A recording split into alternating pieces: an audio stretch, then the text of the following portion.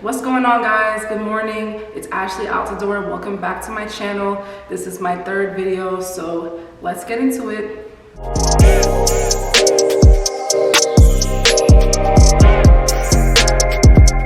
So first of all, I hope you guys had a great week, a great weekend. Happy Sunday. First and foremost, again, I just want to say thank you guys for liking my videos, sharing, subscribing. It really means a lot to me. I've gotten a few new subscribers over the past few days, so I just want to say if you're new to my channel, welcome. I really appreciate the support. It means a lot to me. So yeah, thank you guys so much yet again. So the show that I'm going to be talking about is Bling Empire on Netflix. It is another Netflix original show. It is a reality show this time. Those of you who watched my last videos, you guys know that I really like reality shows. I feel like it's kind of like my guilty pleasure. Actually, no, I feel like if you like something, you like it. I guess, I don't know, I don't feel like there's really such thing as a guilty pleasure for, you know. So yeah, Bling Empire on Netflix. I don't know who watched it or who didn't watch it, but it is a really great reality show to watch. Somebody on Twitter said it kind of reminded them of the movie Crazy Rich Asians, which I definitely do agree with. Crazy Rich Asians, if you guys have not seen that movie, it's a really great movie. Go ahead and watch it.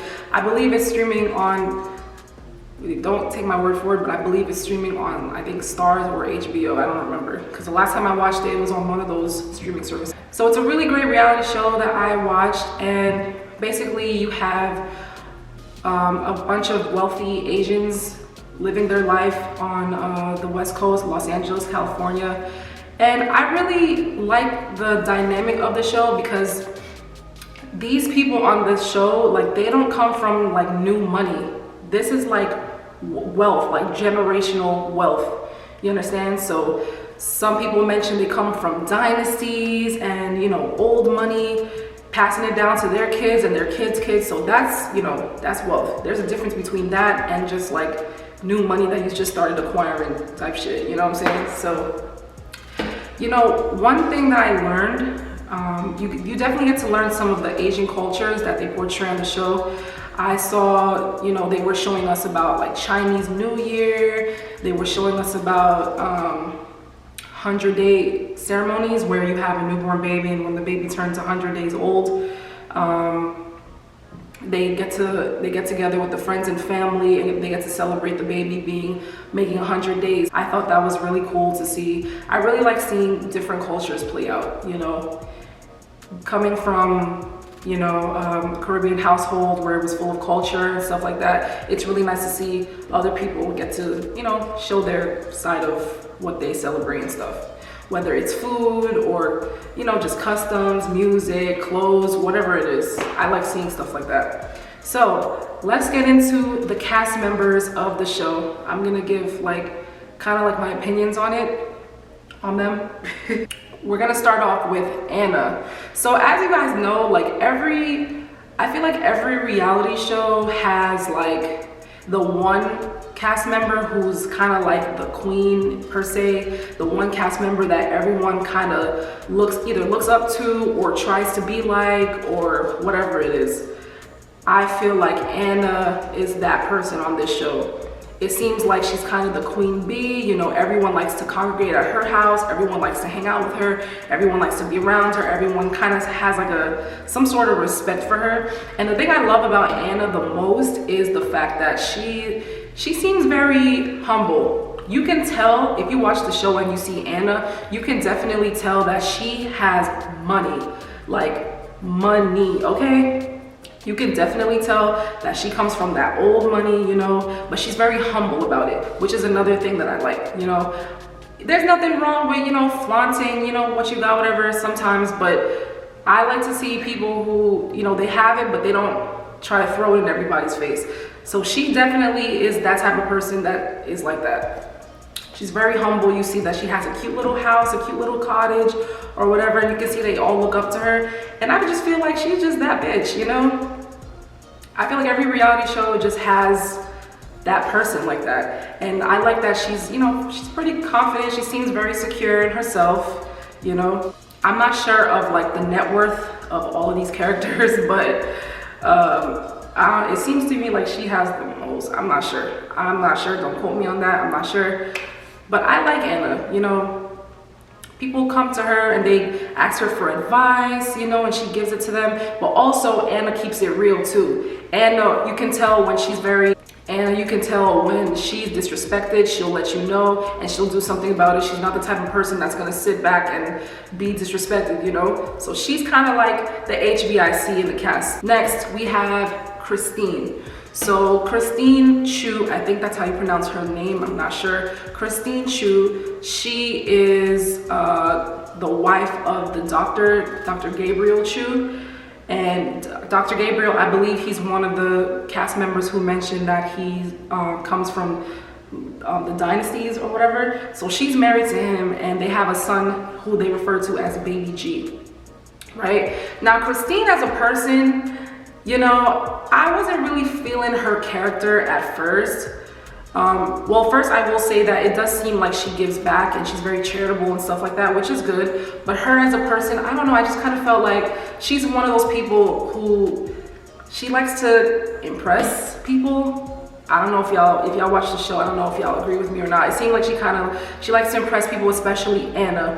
So Christine and Anna, they have like a frenemy dynamic, so to speak. 1 minute they're cool, the next minute they're kind of like, not feuding, but they're kind of under each other's skin. You can definitely tell they get under each other's skin. I don't really like that frenemy relationship. I feel like either you're friends with me or you're not. I don't like the whole frenemy thing. Like there's no such thing as that to me.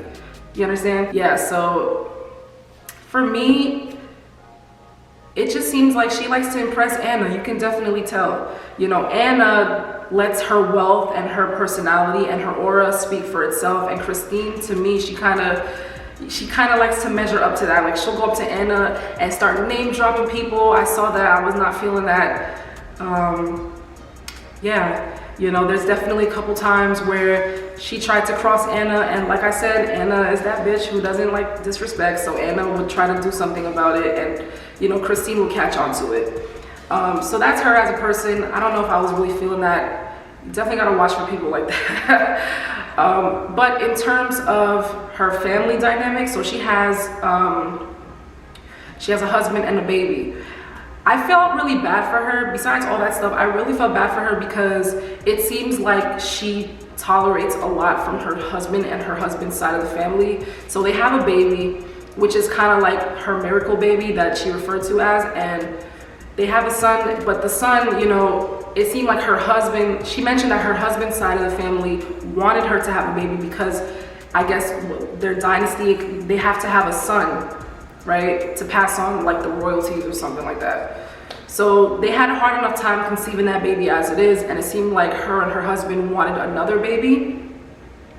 But she doesn't want another baby and her husband does, and it seems like he's kind of trying to force that on her. You see that they go to do like consultations for, I don't know what it was, maybe IVF treatments or something like that. But you can definitely tell she didn't want the other baby. I guess, I don't know, I guess maybe she felt like it was, you know, it was already hard enough conceiving the first one. So, and she revealed that the reason why they were having issues with fertility is because her husband had fertility issues, not her. And she took the blame for it for her in-laws, which I don't understand why she did that, but I mean, it sucks, you know. She feels like she's an outsider in her own family, well, her husband's side of the family at least. So that's Christine. Okay, next we have Kelly. Kelly and Andrew. Kelly, you know, I can tell Kelly is like a sweet girl, you know, she's kind of down to earth. I never really saw any like flaws in her personality per se, but the biggest thing about Kelly on the show for me was her relationship with Andrew. Now, Andrew is her boyfriend. He's crazy. Yeah, he's crazy. It seems like he has a lot of trauma from his childhood and he takes it out on Kelly. I think the biggest trauma that he went through was abandonment, and you can see on the show that he takes his abandonment and he takes it on Kelly. I think it was literally the first episode, Kelly and Anna went to Paris together. Oh, that's how rich they were. They were like, oh, let me just take you to Paris, picked up and went. So you see Kelly and Anna, they went to Paris together, and I think Andrew went with them, and she leaves Andrew in the hotel room so she can go shopping with Anna. Andrew calls her like, oh, why did you leave me? Blah, blah, blah, blah, like screaming at her. That's how I knew something was off about that relationship. You know, that's how I knew. So it seems like it's a very toxic relationship, but I think she just has a hard time learning to let go, per se. I feel like, you know, that's something a lot of people go through. I think that's very common, people struggling to let go of their toxic relationships. And you know, I think towards the end of the show, you see that, I don't remember seeing if they got back together or not, but she was kind of giving him another chance because she did break up with him for a little bit in the show, and then she started talking to him again. So that relationship to me was very toxic. I don't like Andrew at all. I hope she finds something better. She deserves better because I think she's a really sweet person, and yeah. You know, I don't know, I'm just not feeling that. That was a red flag to me. You know, red flags to me are very important. You know, you see certain things, even when I watch shows, I can kind of, something goes off in my head. Like if something's not right, I'm gonna pick up on it right away, you know. Next, we have Kevin. Now, Kevin is, Kevin on the show, he's perceived to be the one in the group with the least money. But I don't know if it's true or not, because I see online, like on the blogs, that he's actually worth like $10 million. I'm not sure, but I don't know. I think he works for this company that makes him a lot of money, whatever. So he's perceived to be the one in the group with the least money, I believe. He's kind of like supposed to be the Dan Humphrey of the group. You guys watch Gossip Girl, you know how Dan Humphrey was like the poor one, even though he lived in a big ass loft. Yeah, so Kevin, yeah, it seemed, I don't know, it seemed like he was kind of new to the lifestyle and the wealth. You know, Anna gave him a Dior, was it shoes or a shirt? Anna gave him Dior shoes that were worth like $1,100, and he was like, oh, you know, I've never had a pair of $1,100 shoes in my life. If my mom saw that I was owning $1,100 shoes, she's gonna kill me and stuff like that. I was like, okay, like relax, you know what I'm saying? So Kevin, you know, you see that he's adopted. He's been adopted by 2 white parents, and you see on the show that he's actually biologically Korean, I believe. So he seems like one of the down-to-earth ones. That's what he gave to me at first. Like he's down-to-earth and he's the nice guy and stuff like that. Then you see, you know, he has a crush on Kelly. Now, here's the thing about that. At first, it seemed like his his crush on Kelly was cute. You know, oh, he has like a little crush on her. That's so cute. That's what I got at first. But then to me, it started to get a little bit weird, you know, because first of all, he struggles to tell Kelly like how he feels and stuff like that. And he finally gets the courage to, you know, ask her out. So they go on a date and everything. But then you see like Kelly is not really interested in him as we thought. I kind of got the feeling that she wasn't that interested in him, but then he started doing some weird stuff that I didn't like. He started acting kind of entitled to Kelly, you understand? So he saw that Kelly wasn't interested in him, so then he becomes kind of obsessed with the fact that she's still with Andrew. And you know, this is what I don't like about some people. It's like you don't like them, but they feel like because they're the nice guy to you, they have to like be with you even though they don't want to be with you. I thought that was what Kevin was doing, and I didn't like that. You know, you can tell that he's trying to hold it together. He really likes Kelly, but she wasn't feeling him. And you know, sometimes that's okay. Like she sees him as more of a brother, and I know being friend zone sucks, but I feel like this is just something that he just had to let go. You know, I didn't like that he was trying to act like she had to pick him. I don't like that. Okay. Kane, so I like Kane. Kane seems like he's the one in the group that gets along with pretty much everybody. You can see that he's very close with Kevin, and I see that he has a lot of shoes. You know, I see he likes to flaunt his little wealth, his riches around, and that's fine. You know, I don't really have that much to say about Kane. He just seems like the neutral one in the group. There's always that one cast member in the show like this who kind of, they're neutral, like they get along with everybody. I don't really have much to say on that, but he seemed like he was a good friend. I saw that he went to, what was it, South Carolina or South something, to go and find Kim Lee's father. So that was, I don't really have much to say on him, to be honest with you. Next is Kim Lee. I like Kim Lee, I like the relationship she has with her mom. It seems like her mom wants her to be more confident and sexy and all that stuff, and that's really cool to see. I don't really have much to say on her either. Oh, it seems like she had a thing for Kevin too. So Kevin definitely should look into that situation with Kim Lee, because it seemed like at the end of the show they had a little spark situation going on. So yeah. But back to her mom, it seemed like she had a good relationship with her mom, and she doesn't know her real dad. She was trying to find her real dad on the show, and then we find out that he actually passed away a couple years prior, so that was kind of sad to see. Yeah, I don't really have much to say on that matter. Oh, and I didn't like the fact that she was in Anna's house going through her things.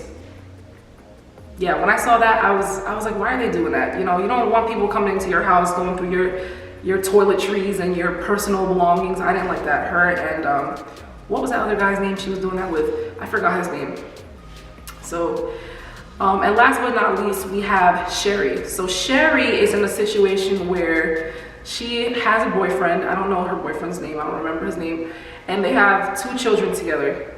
So they have a daughter named Jador, I believe, and then they have another son, I forgot his name. So they have 2 kids together, but they're not engaged, and she wants to get engaged to him. She wants to get married. And he just was not with it. I can tell. I feel like if somebody wants to be with you, like, they will make it known that they want to be with you. If somebody wants to marry you, they will make it known that they want to marry you, especially after 2 kids. They've been together for how long? So she takes it upon herself to propose to him. I was like, I mean, to each his own, if that works for her, then so be it. I personally wouldn't do it, but to each his own, whatever. So they had this big party. It was the 100-day party that I mentioned for the baby. And they looked nice. They had red on. They had a nice, color on. Everybody was there being happy, being supportive. So she takes it upon herself to propose to him. And you could tell that he wasn't like feeling it. You could definitely tell he wasn't feeling it. I feel like I don't know, because of the fact that he was around everybody, he kind of felt pressured to say yes, but I know he was not with it, So yeah, so that's my basic opinion on everybody on the show. I really thought it was a good show. I believe it was only 8 episodes. I am looking forward to a season 2. And I hope to do more reality shows. I actually feel like I'm more comfortable doing reality shows rather than like scripted series, but we'll see. I'm not sure what show I'm gonna be talking about next week, but so that was my analysis, my review on Bling Empire. Thank you guys so much for watching. Continue to like, share, subscribe to my videos, and thank you guys so much. Later.